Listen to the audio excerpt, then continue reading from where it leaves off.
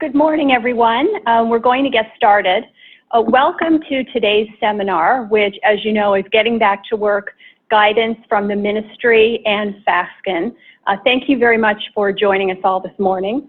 My name's Sarah Graves. I'm a partner here at Fasken's Toronto office in the Labour, Employment and Human Rights Group, and I'm joined by my partner, Alix, who's also in the group. We are privileged and delighted today to be joined by three guest speakers who I know that you all are looking forward to hearing from. Speakers from the Ontario Ministry of Labour, Training and Skills Development.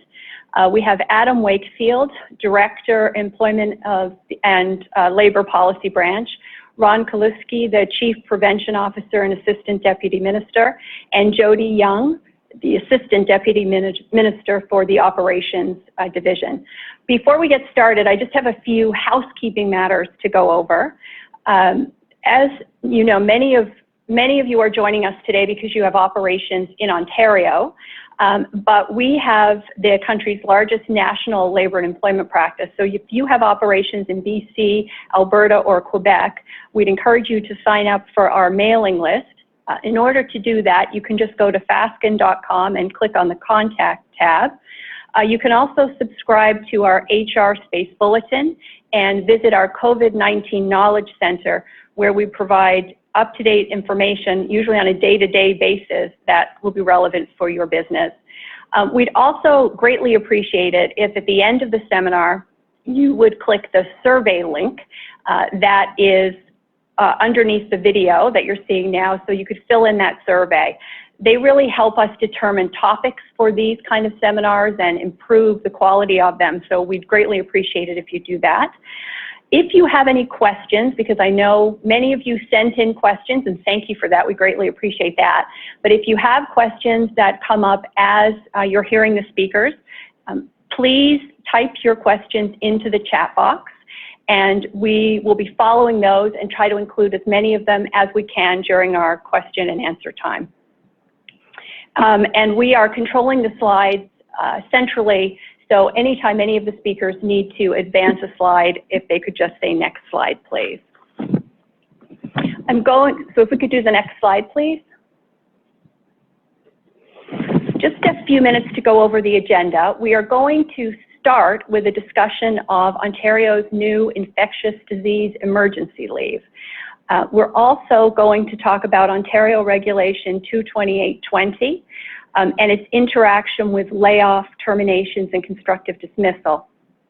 Adam is going to lead the discussion and take us through the material there, and then Alix is going to discuss some additional issues arising from that particular regulation. Ron is next going to discuss some workplace guidance and provincial employer incentives. And then Jody is going to discuss occupational health and safety obligations around the return to work and work refusals. And then I'm going to discuss really a decision tree approach that you can use to dealing with issues of employee absenteeism and work refusals, and discuss some of the scenarios that we're seeing in terms of employee absenteeism that our clients are dealing with. And then, as I said, we will have some time for questions and answers to address those great questions you've already sent in to us and ones that arise in the chat box. So why don't we get started? I will now turn it over to Adam Wakefield, and if we could go to the next slide, please.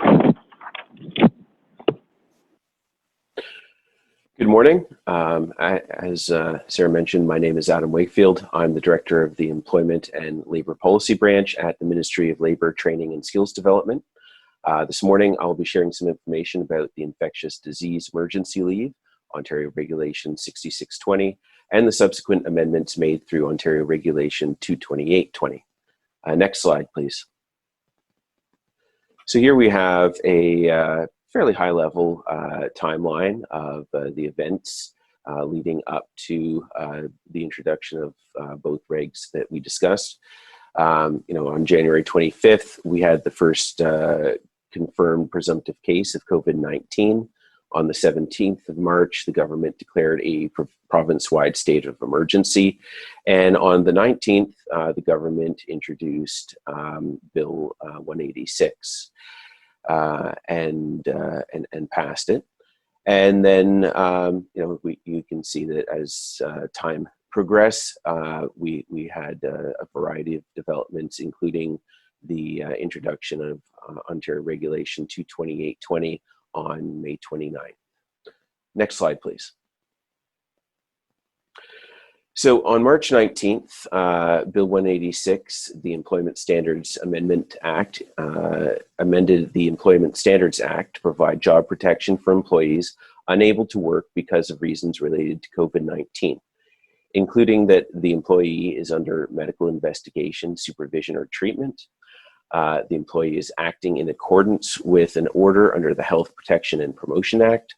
The employee is in quarantine or isolation or is subject to a control measure as a result of information or directions related to COVID-19 issued by a public health official, a qualified health practitioner, Telehealth Ontario, or various levels of government. Furthermore, the employer directs the employee not to work in response to a concern of the employer that the employee may expose others in the workplace to COVID-19. The employee needs to take care or support a specified relative for a reason related to COVID-19, such as school or daycare closure. And the employee is affected by travel restrictions related to COVID-19 and cannot reasonably be expected to travel back to Ontario or other prescribed circumstances. So next slide, please. So an employee is able to take the infectious disease emergency leave for themselves or to care for or assist for specified individuals, including the employee's spouse, a parent, step-parent, foster parent, or employee of the employee's spouse, a child, stepchild, or foster child of the employee or the employee's spouse, brother, stepsister, stepsister of the employee, a grandparent, step-grandparent, etc.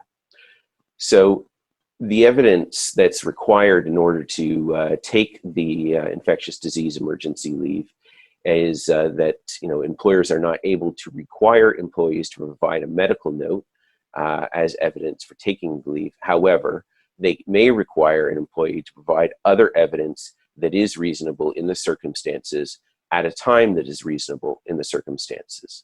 So this is the double reasonable test. So it has to be reasonable to the circumstances and at a time that is reasonable. Employers are not prohibited under the Employment Standards Act from requiring medical notes in the context of issues such as return to work situations or for accommodation purposes. Next slide, please. So as we discussed back on May 29th, the government introduced Regulation 22820, which repeals revokes the Regulation 6620 and replaces it. It makes temporary changes to the Employment Standards Act that apply during a COVID-19 period. So, as you know, under the ESA, many temporary layoffs could become permanent terminations after 13 weeks for non-unionized employees. It would not only mean people lose their jobs, but the cost of termination and severance could force some businesses to close. So, on May 29th, the government made these regulatory changes that are intended to protect non-unionized employees.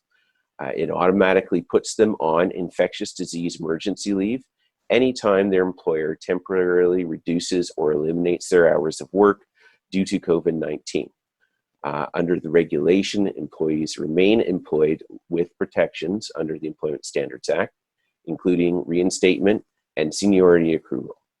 Employees represented by a trade union are excluded from the deemed leave and other related amendments. The regulatory amendment applies retroactively to March 1st and will expire 6 weeks after the declared emergency ends. Next slide, please.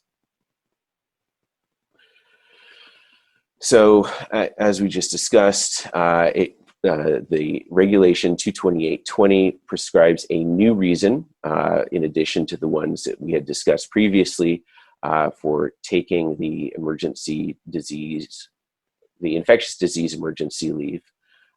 And anytime that the employer's the employee's hours of work have been temporarily reduced or eliminated by the employer for reasons due to COVID-19. And I think that we've covered pretty much everything else on this slide. Yeah, thank you. So employees whose hours of work are temporarily reduced or eliminated, or whose wages are temporarily reduced by the employer for reasons related to COVID-19 are not considered to be laid off. For temporary layoffs that began on or after March 1st, effective employees are deemed to be on the leave instead. For temporary layoffs that began before March 1st, the regulation stops the clock so that no further weeks of layoffs accrue after March 1st and for as long as the regulation continues to be in effect. Layoffs that had exceeded a temporary layoff and became terminations before the regulation was filed, so that would be May 29th, would stand. And constructive dismissals under the ESA, employees would not be able to assert constructive dismissal under the Act if their hours are temporarily reduced or eliminated, or if their wages are temporarily reduced for COVID-19 reasons during the COVID-19 period, which, if we recall, the COVID-19 period stretches from March 1st to 6 weeks after the termination of the declared emergency. So an employee can still assert constructive dismissal for other reasons, such as harassment or non-COVID-19 reduction in hours or wages. The regulation does not limit an employee's contractual or common law rights to assert constructive dismissal in the courts. Next slide, please.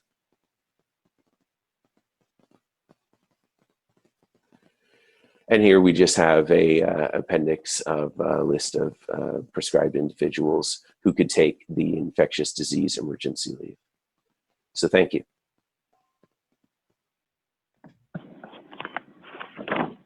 Thank you very much, Adam. That was very informative, and I think it raises a great question for our clients to consider, because the government has taken the opportunity to deal with temporary layoffs as they've arisen because of COVID, as well as the reduction of hours and pay, and deem those not to be constructive dismissal for the purposes of the employment standards legislation. It raises the question about how do we deal with common law constructive dismissal claims. So, to date, we're still receiving some constructive dismissal claims, but what we feel is that as a result of this May 29th amendment, people are more hesitant to bring these claims, because one of the arguments that we as employer counsel have thought through is that if the legislation deems these not to be constructive dismissal, we have an argument to defend against it for purposes of a common law claim. Now, of course, we don't have any court decisions on this, but we would be taking the position that the constructive dismissal does not arise because companies and businesses were forced to either close part of their business or lay off people as a result of the state of emergency, and therefore this is not a true constructive dismissal as typically dealt with prior to COVID. And alternatively, that we would argue it's been a frustration of contract arising from the pandemic. So while obviously the new regulation does not prevent employees from filing common law constructive dismissal claims, it's our view that that has had some of a limiting effect on whether people are going to pursue that avenue and therefore end their employment by taking the position of constructive dismissal. We also have advised some of our clients that where employees are taking the position of constructive dismissal, either because of a temporary layoff or because there's been a reduction in their hours and pay, that one of the ways you can limit the liability for employers who are struggling through this period is to require the employee to continue to work as a form of mitigation. Because most of these decisions are obviously as a result of something beyond the control of the employer, and therefore there's no embarrassment or humiliation for having the employee to continue to work with you during the period, even though they may be triggering their termination through a constructive dismissal. The other issue is that and Adam hit on this, which is really important, which is, the right to reinstatement having this deemed leave. Because temporary layoffs are now deemed to be a leave, they are protected. So obviously, as Adam said, benefits that were not continued, you do not have to continue, but benefits that were continued, you will now need to continue, just as you would for a pregnancy or parental leave. So the thing that we have to think about is that we have received some demand letters in the last few weeks where a plaintiff counsel are taking the position that because it's a deemed leave, you're not able to terminate the employment of the employee. And we just want to clarify for our clients that obviously, because it's a protected leave, you can't terminate an employee because they are on this deemed leave or because they've taken an emergency leave. But if you're doing a restructuring, you're able to continue to terminate as long as it's unrelated to the leave and that individual. So you can continue to terminate and you're not at risk of reinstatement. But what I want to be clear is if we're saying that there's an elimination of a role and so employee's employment is terminated, you can't then go and rehire into that same role. So just a warning that you want to really make sure that you're treating these terminations as pure eliminations and not rehiring.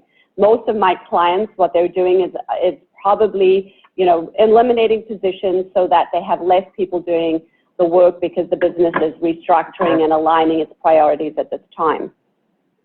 The other thing is that when you're dealing with these type of terminations, typically when you're dealing with a temporary layoff, the date of termination will be the date of the first layoff. And it's our view, and Adam, please correct me if I'm wrong, that the general consensus is that because it's now a deemed leave, the termination is not effective as of the date of the layoff, but rather on the actual date of termination. And so that means that you want to think about, obviously, what the length of service is of the employees at the time that you're terminating them. Because obviously, you want to consider mass termination rules. So in Ontario, if you terminate more than 50 employees within a rolling 4-week period, you would have to meet the mass termination rules, as well as you want to think about what the service is. So if employees are approaching 5 years of service, you can't consider the date of layoff to be the date, it's the date of actual termination. So if they have 5 years of service and you're a severance paying employer, where you have more than 2.5 million in your Ontario payroll, then you would also be responsible for both termination and severance pay under the Act.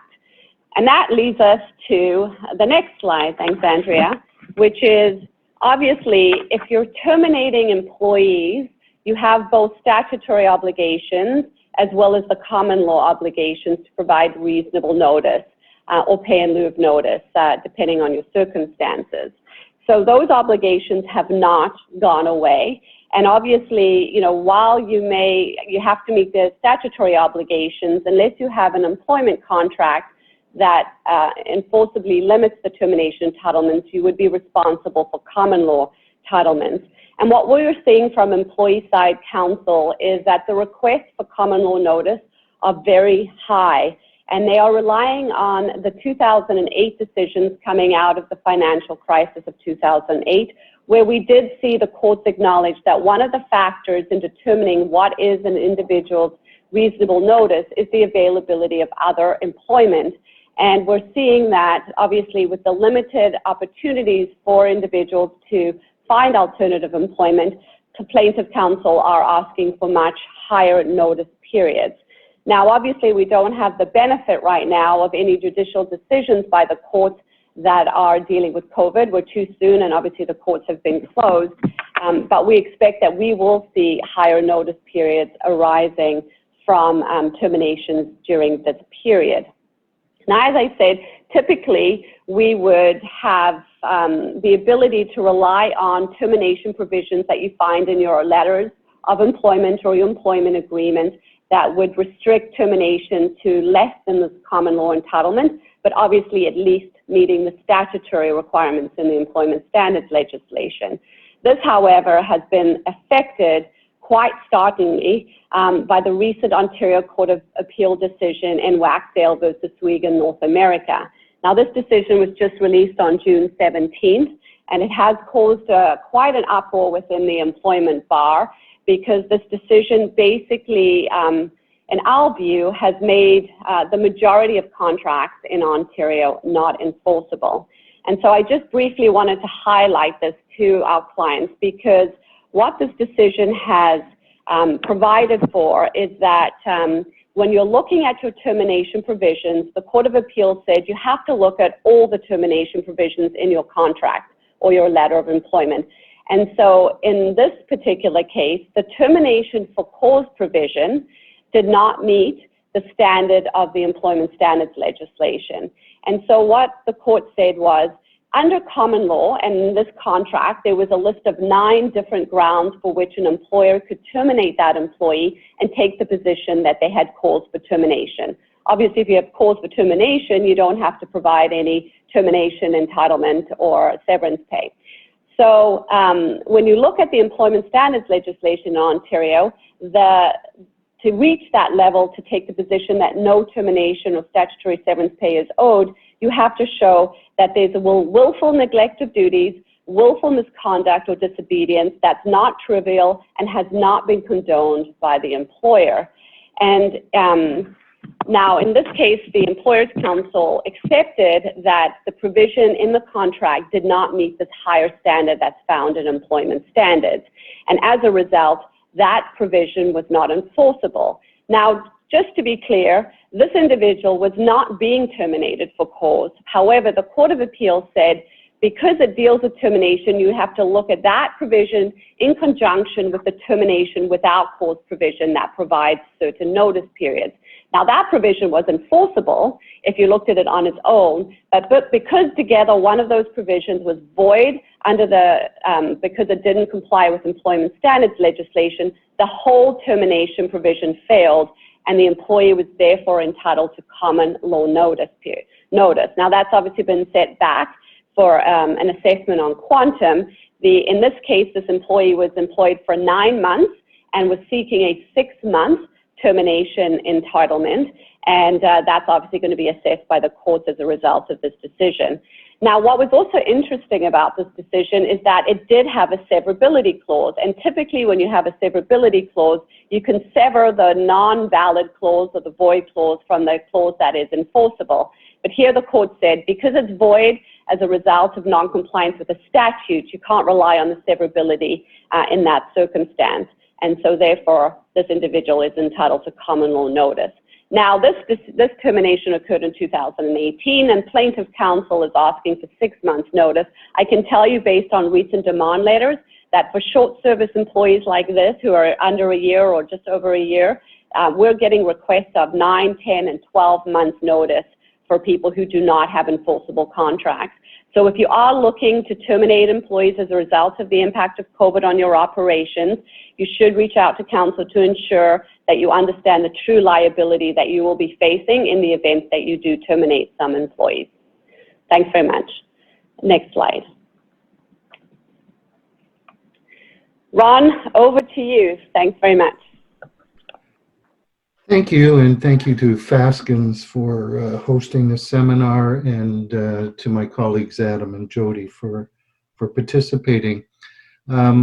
As indicated, my name is Ron Kelusky. I'm the Chief Prevention Officer with the Ministry of Labor, Training and Skills Development, and I'm going to just review some of the things that we're doing as a ministry and as a prevention system to assist the reopening of Ontario. And I just want to qualify this, that there may be different provincial and local public health differences and expectations within provinces, and this is really the Ontario perspective. Next slide, please. So what we are doing is we're providing a series of guidance to employers within the province to assist them in both maintaining essential operations, and as you know, like most provinces, we've also been introducing the reopening of the economy in a phased approach. And as that occurs, we're providing guidance to business to help them not only comply with the Occupational Health and Safety Act, but also to help them differentiate between what is needed as an employer and what is required locally under public health. And sometimes there's some confusion. So we work very closely with public health, and we try and translate the public health information into a employer-centric approach.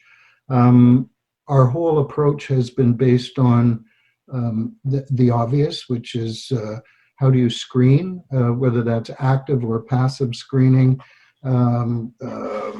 your employees, or in the case of some situations, you may in fact do that for your customers as well.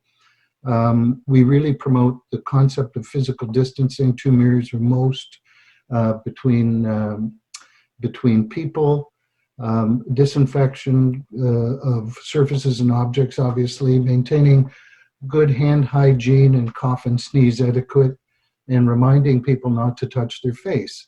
And we do encourage people to work with their local public health unit if any workers have COVID-19 or exposed to someone with COVID-19, and my colleague Jody will elaborate on that. Some of the latest evolving science, and we have to appreciate that since January, when the first case of COVID was identified in Ontario, we've seen an evolving scientific approach to how we manage COVID in public spaces and within the workplace. And obviously, you've seen, as of Sunday, there's been a number of scientists that have raised issues as to whether or not COVID transmission can be through airborne or droplet format. So again, it's important that you pay close attention to your local public health officials for information regarding transmission issues and prevention. Next slide, please. So one of the things that we have done is we've developed a general workplace guidance that helps employers develop their safety plan. And that safety plan is designed to not only protect the worker, but also to protect customers and clients. And it is a downloadable kit. It offers tips on how to prevent the spread of COVID-19, allows employers to customize their own plans, outlines how to identify and reduce risks, and what are the appropriate controls to mitigate the risk, and how to implement the safety plan. What we encourage employers to do is, before they reopen, is to undertake a comprehensive risk assessment of their operations. And this is done to be able to identify areas where you can control transmission, protect your workers, what's required in order to ensure that you're not only compliant with public health expectations, but also the Occupational Health and Safety Act. And it may vary depending on the complexity of your workplace. I often use the analogy that if you're a worker and you work in a phone booth alone on the 50-yard line of a stadium and you come in contact with no one, what would be the protections expected by the employer to ensure that that employee remains safe? Well, obviously, if they're not coming in contact with people, that's one consideration. You still have to ensure that they have the opportunity to wash their hands, that they have the ability to sanitize their workstation, and that when they leave, there's some form of enhanced cleaning. Then the other end of the spectrum might be someone that's working in a personal service industry, such as a nail salon. What would be the expectation under that consideration? Well, you may want to screen clients before they come into the establishment to assure that they're not exhibiting signs of illness. You would want to limit the number of people within the waiting area to ensure that you can promote physical distancing. Your nail salon attendant must wear an appropriate face mask and face shield in order to protect them, because they will be working within close proximity. of the client, and you may expect the client, depending, to wear a facial covering. And it's important, and one of the issues that employers have been struggling with is what's the difference between PPE and a facial covering? Well, a facial covering is a face mask, a cloth mask. It's something to prevent you from transmitting the disease to others. And under theory goes, if everybody's wearing a cloth mask, it will minimize the risk of exposure. However, if you're working within close proximity of someone in a working environment, the Occupational Health and Safety Act requires you to wear PPE, and PPE is defined as a suitable surgical mask or mask with a facial covering to prevent transmission to mucous membranes or through the eye. It may require you to wear gloves. It may require you to have a barrier in place to separate you from others. So that is the difference. Next slide, please. So one of the things, in addition to the risk assessment, that we encourage employers to look at is to utilize the hierarchy of controls. And when COVID first started, everybody tended to migrate to PPE. That we had to wear masks. We had to be in a glass box. We had to protect ourselves from the virus. Well, in actual fact, there are ways that you can deal with whatever risk that you're faced with without immediately going to PPE. And the most effective is the actual elimination of the risk. And for many people, the opportunity to work from home, a number of banks, government ministries, and various businesses that had the ability to have their workers work from home, in effect eliminated the prospect of transmission within the workplace. Substitution, which really doesn't necessarily apply in a COVID-based environment, but say, for instance, your cleaning staff is using a particular cleaning material that has a known composition that may cause cancer, as an example. Replacing that substance with a non-carcinogenic product is an example of how you substitute the risk within the environment. The most effective means that have been used in many of the situations that we've been involved with is engineering controls, and they really involve changes that you make to your workplace. And that may be putting up physical barriers, such as plexiglass around your retail counters, your ventilation systems, the means of ensuring separation of people within the workplace, such as placing dots on the floor, or if you have a retail operation, directions and arrows, so that you're controlling the flow of people. It also might be that you determine, based on your risk assessment, that you can only effectively manage 10 people within your establishment, or the way that you construct work to be able to limit the number of people, and you want to make available hand cleaning products and so on. The administration controls are really the way that you manage your work and your workflow within the environment. So that may be staggering shifts, increasing breaks to allow for hand washing, your policies and procedures, ensuring that you're training people on donning and doffing masking if that's required, ensuring that they understand the new way of work. And one of the things that we have found really effective in this whole process is when employers actually communicate with their employees, engage their occupational health and safety committees, and engage their stakeholders in how they are going to manage their reopening and maintain the effectiveness of their plan during their reopening.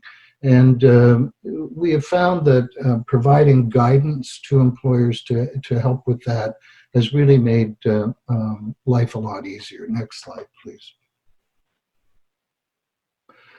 So over the past, since about March 12th, we started the health and safety system, which includes the Ministry of Labor, Training and Skills Development and its various divisions, such as Operations, Policy and Prevention, the WSIB, and our Health and Safety Provider Network. We've been developing guidance notes, posters, and tips for the various sectors within the economy. And we've developed about 170 sector-specific health and safety guidance documents, and they are found on ontario.ca /COVID-19, and you will see all these sector plans, and they range from high-level general guidance documents, as I explained, to sector-specific guidance documents such as construction, and then multiple sub guidance notes that are found on the various health and safety websites. Since we launched this, we've had over 800,000 visits on those web pages and downloads of information. And it really, as you can see, there's various types of posters that can be downloaded to encourage employees to, use proper hand hygiene, to promote physical distancing, the proper use of PPE. We've also developed a number of videos and vignettes that are downloadable, that everything from explaining the hierarchy controls to managing a small business. And I use the example, if you drive from those that are familiar with Toronto, if you drive along the Danforth from Broadview to Victoria Park, there's probably 1,000 small storefront businesses that have the same footprint in terms of size. And we're trying to develop a generic guidance note to help those shopkeepers develop their sector plans, to use the hierarchy controls, how to use a risk assessment, and how to explain the proper use of PPE and facial coverings. Next slide, please. So as I mentioned, these guidance notes are available on ontario.ca. They are in both official languages. And we've probably, as you heard, there's a number of hot spots that the ministry is dealing with, particularly agriculture, which is a challenge in any industry where you have multiple ministries, the federal, provincial, and local authorities involved. It's always a challenge, but in particular where we've been dealing with temporary foreign workers, most of our guidance documents, because of the predominance of Spanish, we try to provide that to ensure that everyone has access to information. We've also have additional support through Stop the Spread hotline that we make available to employers and workers across the province to be able to answer questions, to lodge complaints through our contact center, again, to make available information and to provide guidance to employers. Next slide, please. So in Ontario, we have a health and safety network that includes 6 health and safety associations that provide information based on a sectoral layout. So for instance, infrastructure, health and safety predominantly deals with utilities and construction, concrete and transportation services.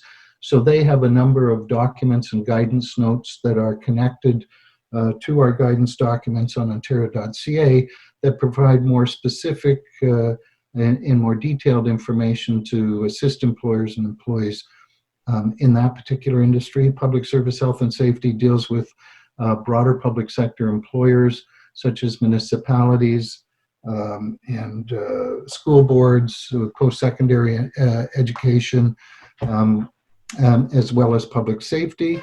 Work Safe and Prevention Services is responsible for manufacturing and retail. In our Northern Work Safety North provides guidance to our mining and forestry sectors, as well as general businesses across Ontario. We also have some specialized programs through the Occupational Health Clinics for Ontario Workers, and that is they provide information on occupational disease and clinical services predominantly to assist workers. And then we have the Workers' Health and Safety Center that is a labor-centric focused organization that provides information and training to unionized personnel. And we've been working very closely with the health and safety system to not only develop the guidance documents for their particular sectors, but also to assist our operations division in providing support in the agriculture area, where they do site visits with inspectors to provide guidance on compliance and how to develop their safety plans, as well as in the construction sector. And we're particularly proud of the work that we've done in the construction area. It's a complex business. It was an essential business from the get-go. Approximately 50% of construction remained open. And then on May 19th, the government announced a full opening of construction. And we've had very limited numbers of COVID exposures within the construction industry, not only in Ontario, but generally across the country. And we found early adopters, again, people willing to work with us to get as much information, and construction associations work very closely with buyers of construction to ensure that that industry adopted best practices very early. Next slide, please. This is just an example of one of the things that we did in cooperation with our health and safety system. We in public health supported the Ministry of the Attorney General in opening Ontario's court system. And in Ontario, we have about 83 courthouses and about 900 courtrooms. And we work towards a July 6th opening of about 20% of the courthouses. And you have to remember that, you know, courthouses are very complex in so much as you have employees of the ministry, you have independent workers such as defense attorneys, the judiciary. You also have municipalities and other ministries. So it's a very complex process, and courts are a very complex undertaking. So we developed, in cooperation with all of our 4 of our health and safety associations, a team of people that went out and supported the Ministry of the Attorney General and the court services managers in doing individual risk assessments in each of 43 courthouses and approximately 140 courtrooms. And I'm pleased to say that in working with our operations colleagues, we finished the risk assessments, implemented the controls, redesigned the workflows, and installed those engineering controls that were so important. And we met our July 6th deadline, and we've had relatively few problems with this reopening. So it's just an example of the resources that we provided to not only a ministry, but resources that can be made available to individual business as well through those associations. Next slide, please.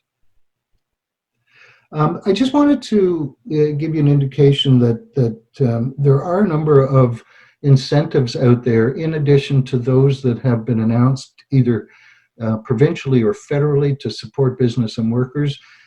Through Ontario, we have a couple of them. One is what's called Supporting Ontario Safe Employers, which is it was announced by the Minister of Labour and Training and Skills Development in November. And that is a voluntary program that recognizes employers that implement an occupational health and safety management system.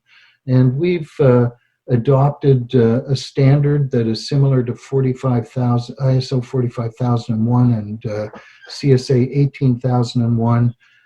Any organization that has implemented those health and safety management systems can apply for recognition within this program.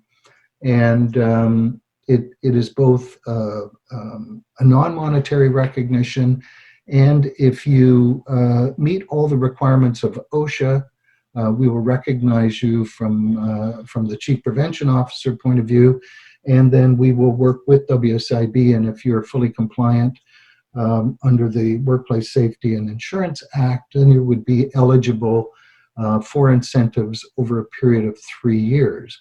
And those incentives, for instance, for a very large manufacturer, such as a Fiat Chrysler, as an example, would amount to about $600,000 over the 3-year period. And these incentives are designed to help employers reinvest in their health and safety.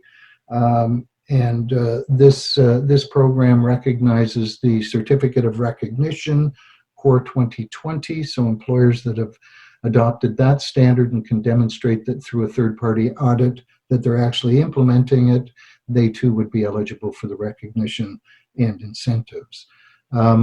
So if you go to the ontario.ca website, you can find all the information on supporting Ontario Safe Employers, as well as the application process. Next slide, please. In addition, we've worked with WSIB to develop a program called Health and Safety Excellence. And for businesses that are wishing to adopt a health and safety management system or improve their health and safety, this program is available to them, and it also provides them incentives. So a medium-sized employer, for example, can take up to 5 elements or programs within this program a year and receive up to $1,000 per program upon successful completion to a maximum of 5.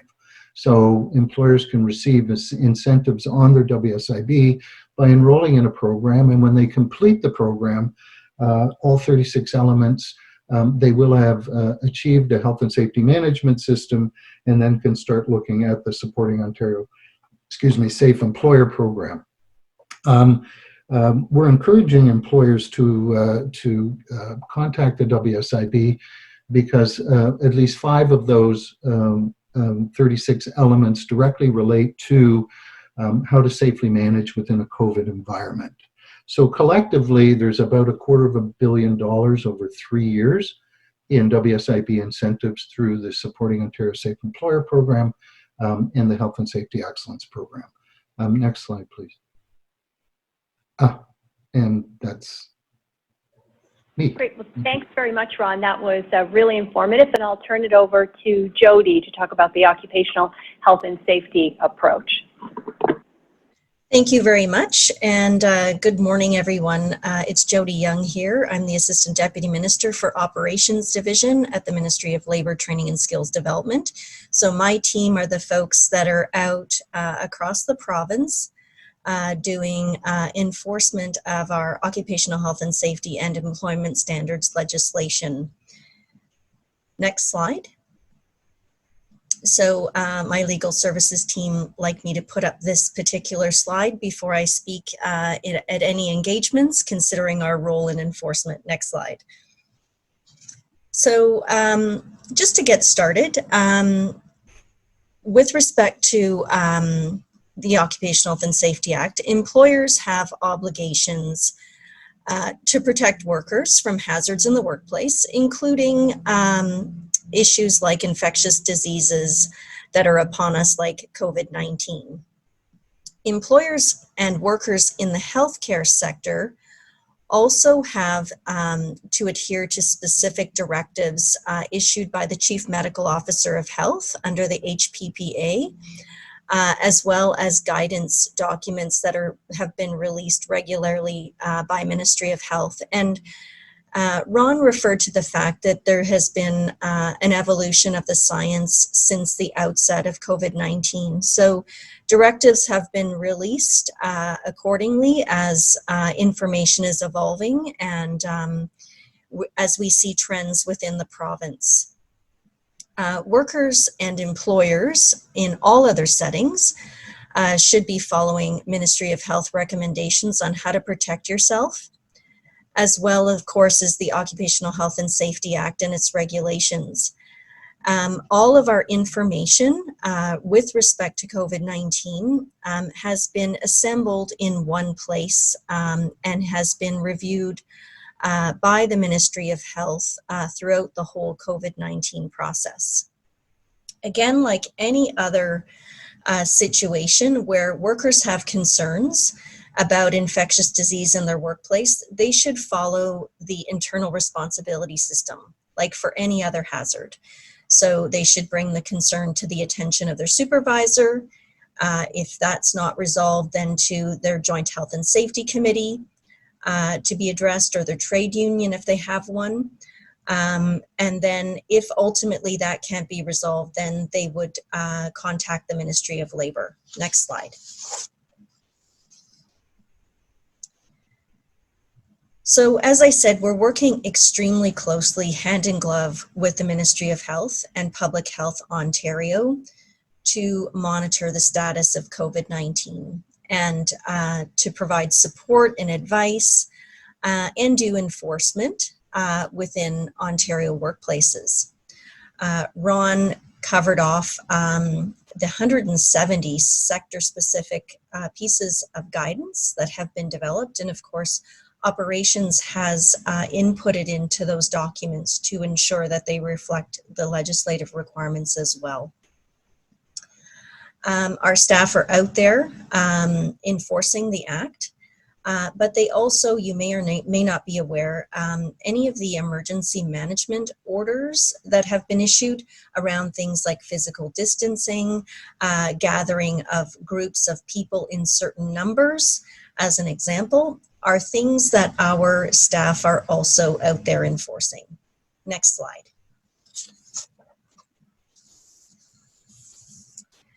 So as you may be aware, we've traditionally focused our proactive inspections program under the banner of Safe at Work Ontario. So we conduct annual consultations.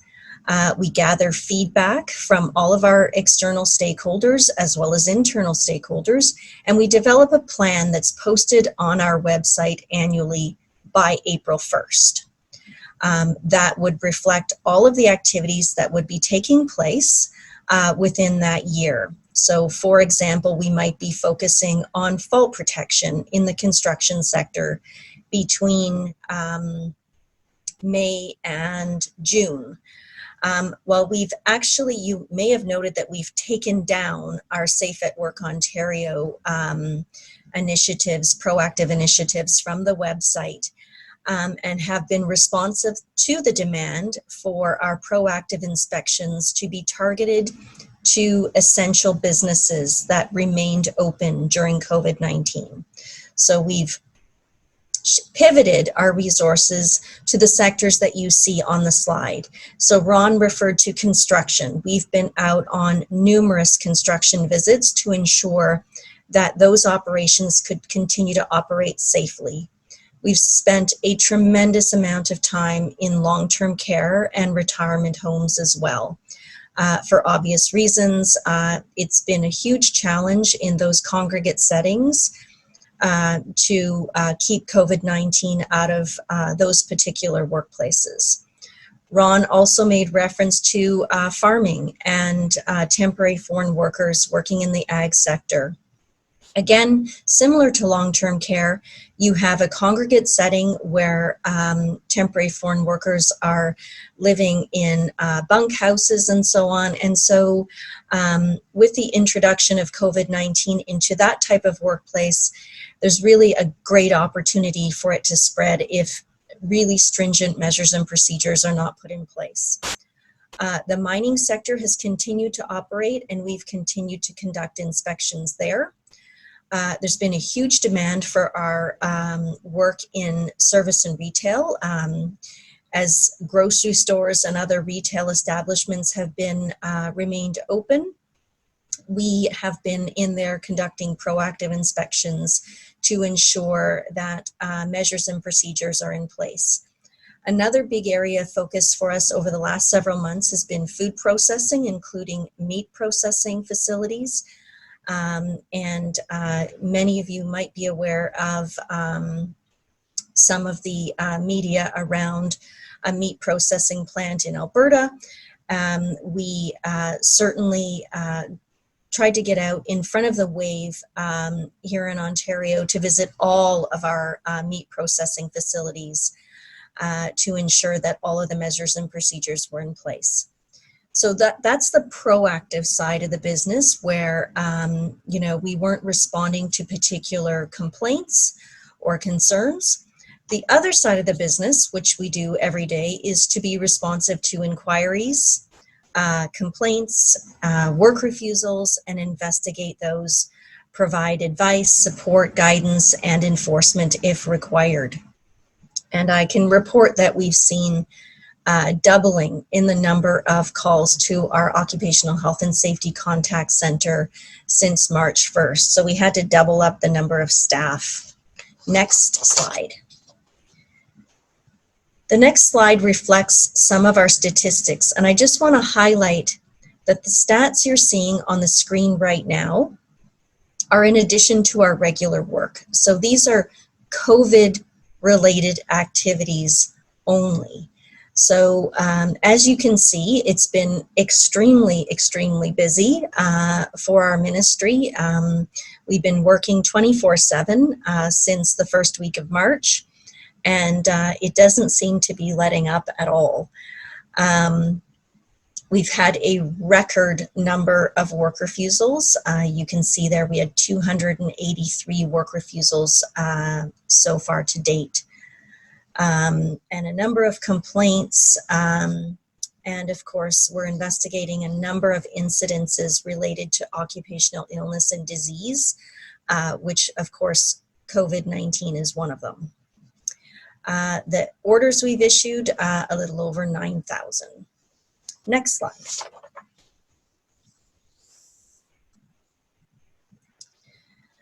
So employers and workers need to consider how they can work safely to prevent the spread of COVID-19. So we have, if you open up the Occupational Health and Safety Act, you won't see anything specific to COVID-19. But we have general requirements under the Occupational Health and Safety Act. And we also, as I mentioned earlier, have emergency orders issued that are respective of your workplace as well.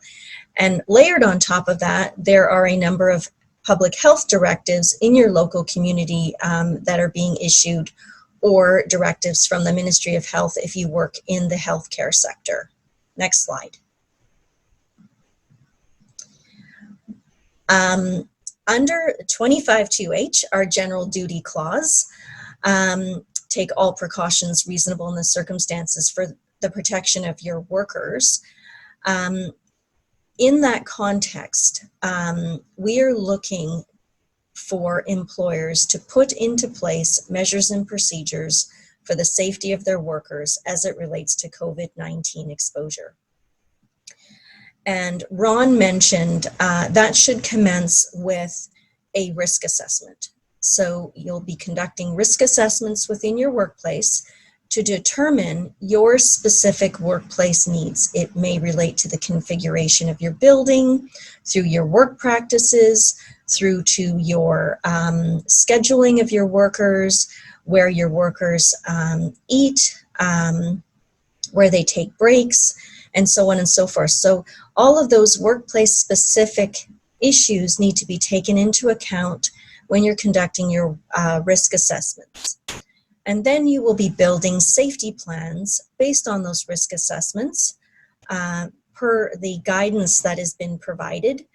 And you'll be looking at focusing, things that our inspectors will be honing in are what are you doing in terms of screening to prevent your workers from coming into the workplace? And that could be, depending on the circumstances, it could be passive screening or active screening.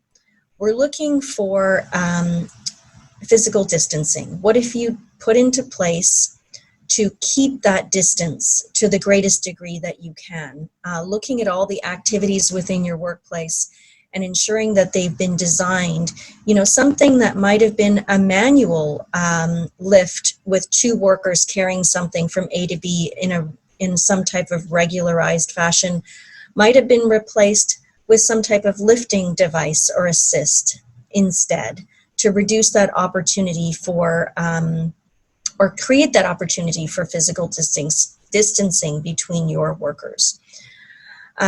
Proper on-site hand hygiene and other cleaning processes. So, you know, one of the things in construction is that we know that hand sanitizer plays a very key role in sanitizing and disinfecting.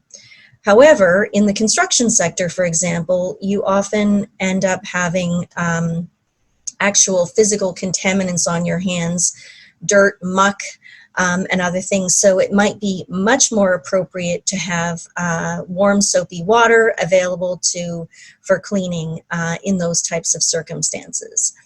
We're looking for engineering controls to be put in place and other precautions. Ron alluded to the use of personal protective equipment. We've got lots of questions about face coverings and personal protective equipment through our contact center. If I were an employer and I was wanting to ensure that where physical distancing couldn't be maintained, you want to have some type of standardized piece of equipment that you can train your workers on. You can fit them. You can teach them how to don and doff appropriately that piece of equipment. Where you have people bringing in their own random equipment from home or something that is not standardized in any way, it's really difficult to ensure the safety of your worker in those types of circumstances. Next slide. I mentioned the internal responsibility system, and again, clearly, we're looking to see that workplace parties, all workplace parties have a responsibility. And when it comes to stopping the spread, everyone has a responsibility as well. And so we're looking to see that workplaces are in fact utilizing the internal responsibility system. So if a worker is calling into our contact center and saying, you know, I have these particular concerns about my workplace, they can expect to be asked, have you brought this to the attention of your supervisor? If you have not, why not? And if you have not, have you brought it to the attention of your health and safety committee if there's one in place at your workplace? Please utilize the internal responsibility system before we are going to dispatch one of our officers, unless for some reason you're fearful of a reprisal. So we're encouraging the internal responsibility system. As I said, the number of complaints and events coming into our contact center has doubled over the last few months, and so we can't simply just, we have to rely on the internal responsibility system within workplaces to remedy some of those concerns. Next slide. So some of the things, hazards, controls for hazards that we're looking to see in your workplace, and this is not an exhaustive list, but it's a list that I think would be helpful. It's the kind of top of mind issues that my enforcement staff are looking for when they walk into your workplace. So we talked a little bit about screening already, whether that's active screening or passive screening that may be required. Provision of hygiene supplies, so I talked about soapy water, the use of hand sanitizer, cleaning and disinfecting high-touch surfaces, or equipment and machinery that are shared by workers. ensuring physical distancing where possible, looking at your schedules and rotating staff and lunch breaks and mid-morning and afternoon breaks that allow for people to continue to physically distance and not all have to be in the lunchroom at the same time. Limiting the entry points in and out of your workplace and having markings on the floor as reminders for folks to maintain their distance. And control measures, cough etiquette, all of those really good practices around hygiene. Next slide. Ron mentioned where 2 meters cannot be maintained, then additional controls need to be put in place to protect your worker. You might, after you've gone through the hierarchy of controls, you might determine that you need personal protective equipment.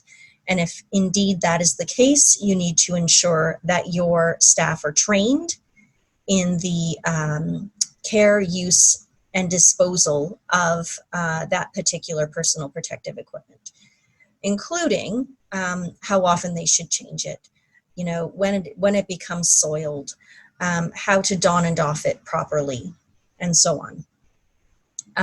Masks used for source control. I call masks keep your germs to yourself device.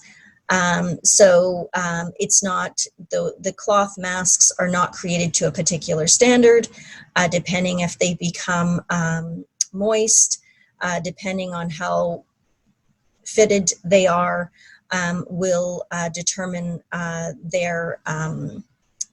your ability to prevent germs from escaping that particular source control device. So it's a great way to keep your germs to yourself. It's a great extra precaution if you're in public spaces, and you can see that many of our municipal jurisdictions have now put in place a requirement for source control masking in enclosed public spaces. And so employers may wish to implement this protocol as well within their workplace. We also have guidance around source control masking, and there's a link to that on the slide there. Next slide. We've had a lot of questions about this issue and what to do if a worker tests positive for COVID-19. So if an employer is advised that a worker has an occupational illness like COVID-19 due to exposure at a workplace, or that a claim has been filed with the WSIB, the employer is required to notify us within 4 days. And I know we've had the question many times about whether the employer should be waiting to see, to get information back from public health with respect to contact tracing. And our position is that if an employee comes to you or you have had an outbreak within your workplace, the best measure is to notify the ministry. We may not always come out to your workplace in response to an occupational illness. And in fact, quite often, we will actually place a phone call to you at your workplace first to see what measures and procedures you have in place to prevent the spread and what you may or may not be doing to handle the one particular incident that you have within your workplace. If you have a significant outbreak of several workers, then you might expect to see us show up at your door to ensure that all the measures and procedures that I highlighted earlier are in fact in place. Next slide. The next topic is work refusals, and you may have I highlighted earlier that we had we have seen 283 work refusals, a record number in history over this period of time. So when a worker refuses work, employers are required to conduct an investigation to try and resolve the issue.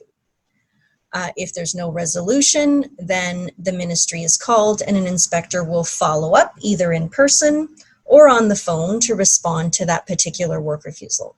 And a worker can refuse work if they have reason to believe that any equipment, machinery, device, or thing is likely to endanger. The physical condition of the workplace or part thereof is likely to endanger. Workplace violence is present in the workplace that may endanger them, or that the machinery, equipment, device, or physical condition is not compliant with the act or regulation and may endanger the worker. And so the question comes about whether the simple fact of having someone who's tested positive within the workplace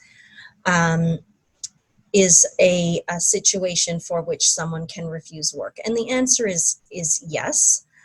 And so we will be looking to see what type of measures and procedures have been put in place to deal with that particular circumstance. You may or also may not have noticed a bunch of media attention around the fact that many of our work refusals, the 283, were not deemed to meet the criteria under 43 sub 3 of the Act as it relates to COVID-19 exposure. And the reason for that, the media often doesn't go into that detail, but the reason for that is many of the work refusals have come from a sector where there is a limited right to refuse. So workplaces like corrections, healthcare providers, police, fire, emergency services staff, they have a limited right to refuse work in the province of Ontario, where the refusing of their work might place, inmates in jeopardy, the public in jeopardy. In the case of teachers, their students in jeopardy. So the test for refusing work is slightly different in those circumstances. The other piece of this situation that we've seen a lot of is workers, especially in March, were calling in work refusals from home and saying, I refuse to go to work. I'm refusing work from home because I feel it's unsafe because there's COVID in the province of Ontario and I'm afraid to catch it at work. And so in those particular circumstances, a work refusal wouldn't be upheld, and we would ask that the worker return to work so that we could investigate that particular set of circumstances. They'd remain in a safe place, and we would proceed with investigating the circumstances in the form of a complaint. So many of the work refusals that we deem may not be suitable under 43.3, we would then in turn investigate as a complaint and ensure that the employer has in place all the measures and procedures and training that would be necessary to protect the health and safety of the worker. Next slide. As you are aware, the Act prohibits employers from penalizing workers or reprising against them for exercising their rights under the Occupational Health and Safety Act. And we certainly encourage, as I said, the internal responsibility system to be functioning in the workplace. And so any issues ought to be brought to the attention of the supervisor, and if not the supervisor, then the Health and Safety Committee or worker representative, Health and Safety rep.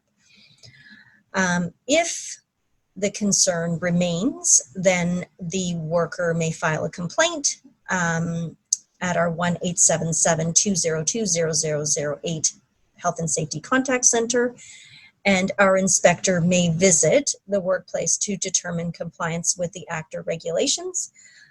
We have also had to employ,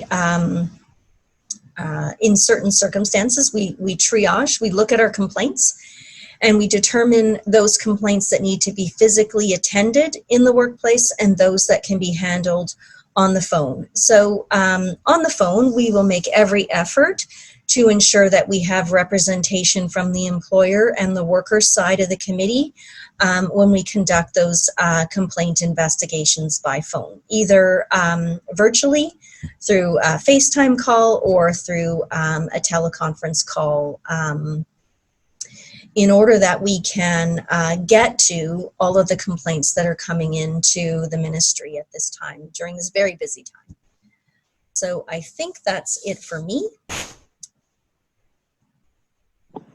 Thanks very much, Jody. That was great and answered a lot of the questions that we had actually received in advance, the concerns that people had. So we really appreciate you addressing those specifically. I wanted to, could you change it to the next slide, please? Actually, go back one. Yeah. So one of the things that we are seeing that our clients are dealing with repeatedly is how to handle employees, just as Jody talked about, who are refusing to return to work, maybe not as a legitimate work refusal, but for lots of other reasons. And so what we have been doing as a group is really trying to come up with a systematic approach employers can use to analyze these situations, to try and get some guidance around what questions do you need to ask yourself when you as an employer are faced with an employee saying they don't want to come to work for a variety of reasons.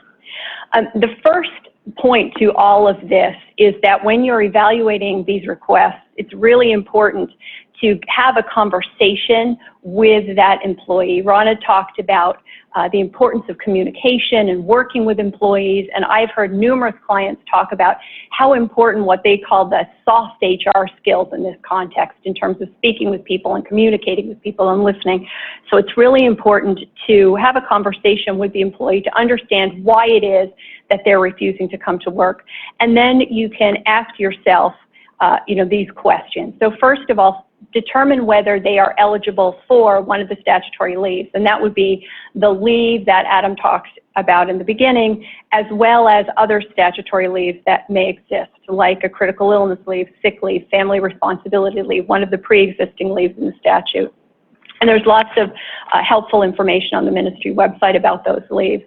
Then it's very important not to forget any human rights accommodation requirements that you may have to meet. We're seeing those primarily around the area of disability and family status. So, family status arising because of closures of schools or daycare, limited childcare, camps, things like that. And we're also seeing it more difficult for employees to make the reasonable efforts to address these issues in the accommodation context than we would have in the past. So, grandparents not being available or fewer alternatives. But don't forget to consider whether there's a human rights issue at play in the request that you need to consider. Then, obviously, as Jody talked about, it's important to consider whether this is a legitimate refusal of unsafe work, which would then trigger that process. But there are other types of work refusal that we'll discuss in a few minutes where people are just saying, I really don't want to come back to work because of various fears. So we'll talk about addressing those. When you're looking at requests for absences from the workplace, think about whether there are other entitlements that an employee may have under their contract or other policies. Is there paid time off that they can use, vacation, a gratuitous unpaid leave of absence, things like that. And then if really none of the above apply, then you can consider, whether you want to move to some sort of disciplinary measure if that's appropriate. Again, it's where someone's not eligible for the leave of absence, you don't have human rights concerns, it's not a legitimate work refusal, and there's other entitlements that maybe they wouldn't qualify for. It's important to make sure that you know that you can require people to attend work, and you can discipline them for failing to attend, and potentially even terminate them for job abandonment, for example, if the employee continues to not attend the workplace. But we want to make sure that your process is fair, obviously, when you're moving to discipline. So we always suggest that you prepare documentation, including a letter that would to the employee that would set out things like the chronology, what has happened with their particular request, the reasons that they've told you they want to be absent from work. For example, I had one client who the employee basically said, look, I just want to get the CERB. So document why they're requesting the absence, the steps that you've taken to address it, any accommodation, and make sure they know about the requirement and have been warned. And we suggest that usually you want to give them at least 3 warnings before you pull the ultimate trigger so that they have notice of what's going to come next. Next slide, please. When you're considering whether to do some sort of gratuitous leave or accommodation, again, not one that's required by law, we're encouraging people to try and be consistent in their approach, look at things on a case-by-case basis, and then maybe consider some of these things that are listed on this particular slide, some more imaginative ways that may address people's concerns by doing things like staggering or rotating leaves. Leave of absences allowing employees to post availabilities and cover for each other. Although, as we note, the longer something like that continues, the more management issues there may be around it. Next slide, please. We've had a lot of inquiries about various circumstances and whether an employee is justified in refusing to come to work where there are certain circumstances existing. And one of these is the pregnancy or pregnant spouse at home. Generally, what our thoughts have been is that if it's not a situation that's covered by a particular leave, then you can request medical documentation to substantiate this person's inability to come to work. And, if they don't, you can move to other measures, as we'll discuss. The next one is an elderly or an elderly person at home. Again, just because someone is elderly or has an elderly person at home doesn't mean necessarily that it's an excuse that they can use to not come to work. Again, though, in these circumstances, like with the pregnancy issue or a child care issue or a sick relative, like in the third bullet, there may be human rights accommodation measures that you definitely need to consider to see whether they're implicated. You are entitled to reasonable information from the employee, as we've talked about before, in connection with the accommodation process. And I think the same analysis applies when you're talking about someone who themselves has a compromised immune system, or they're living with someone who has that situation. You can request that medical documentation. A few caveats before we move to the question section. When we're talking about a general fear, I think all of us as a group have come to the conclusion that just a generalized fear, as Jody mentioned, about coming to work in COVID or staying home until that there's a vaccine, that those types of concerns are not enough to justify someone not returning to work. But it's very important at the beginning to understand why it is that the employee doesn't want to come. When you're dealing with people who are at a higher risk of developing complications were they to get COVID, there's no decisions at this point that would indicate whether that would be considered a disability itself. We think that's unlikely. But remember that the underlying condition that causes a compromised immune system, for example, could be considered a disability and may require accommodation in that circumstance. And where you have an employee who is saying, my doctor is telling me for these reasons that I can't come to work, and they provide that documentation, your duty to accommodate may very well be implicated. And so, as we said, general fear and just wanting to make more money from the CERB, for example, for as long as it remains, are not legitimate reasons to refuse to attend work. So we have about 10 minutes left. I wanted to leave enough time for questions, so we'll stop there. We had some questions from the web.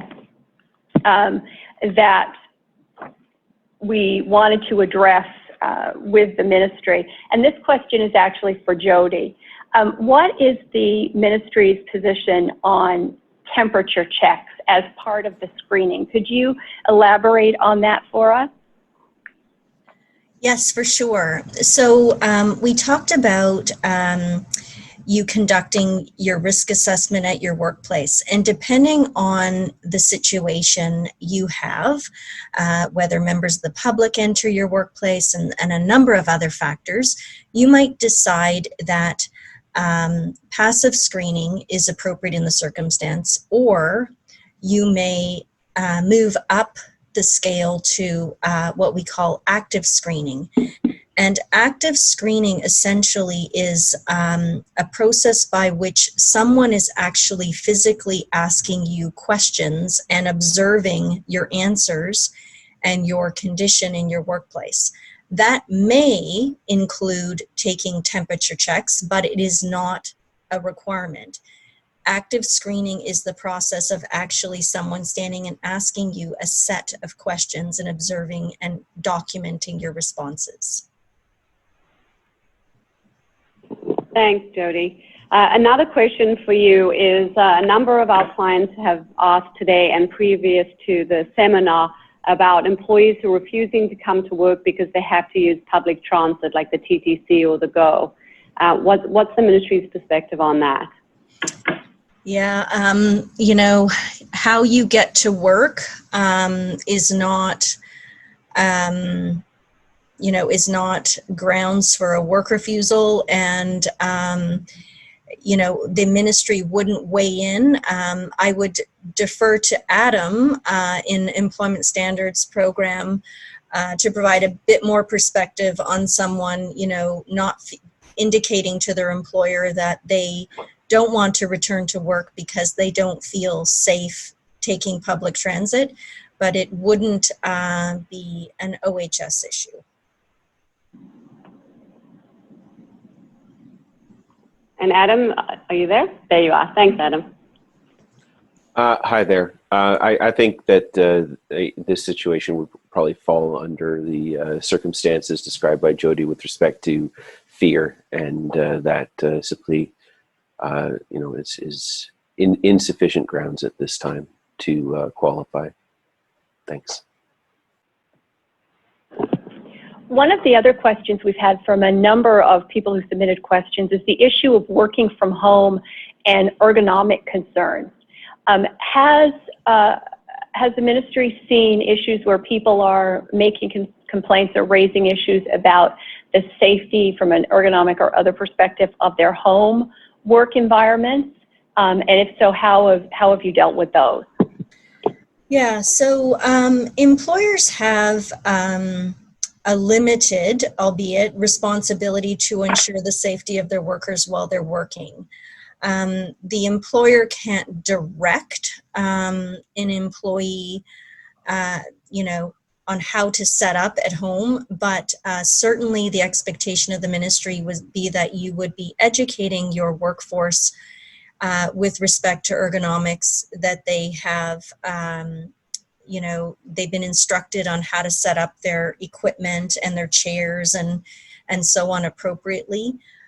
Certainly if they become injured in the course of their work at home, they would, you would be filing a WSIB claim if it was work related.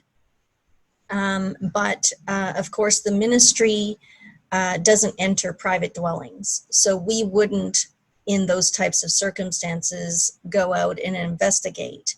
And nor would we expect an employer to attend someone's private dwelling to assess their situation. So it's really what is reasonable in the circumstances. It's reasonable to expect employers to educate and train their workers on how to set up in an ergonomically sound way within their private dwelling. There are tools available online. We funded a program through the University of Waterloo to create a very comprehensive website for employers and workers on ergonomics, and there are tools within that website that will enable a person to do a self-assessment to ensure that they don't create any repetitive strain or musculoskeletal injuries. I did check with WSIB for the past 4 months. There has not been any increase in claims submitted for home injuries or people working from home.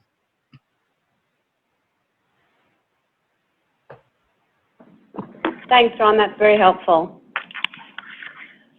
One other question, I think this one is for Adam, that came up in connection with the infectious disease emergency leave and whether it can be taken on partial days. So if, for example, schools are not open on a regular schedule in the fall, and it's a few days on or off or some modified schedule, would an employee be able to take that leave for partial days for the days that their kids were not in school?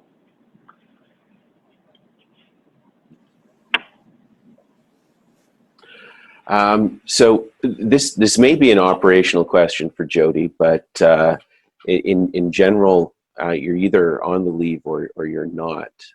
So it would be it would really depend on the circumstances of the individual as to whether or not they could be on the infectious disease emergency leave. Thanks, Adam. And I think obviously for our clients, they should just obviously consider family status accommodation if they're unable to attend at work because they have to stay home with their children because they're unable to go to school that day. And I think, Jody, you were going to add something to that as well. Yeah, and I think that's going to become a common question for which we'll be able to put out some Q's and A's very shortly, or included in our Q's and A's.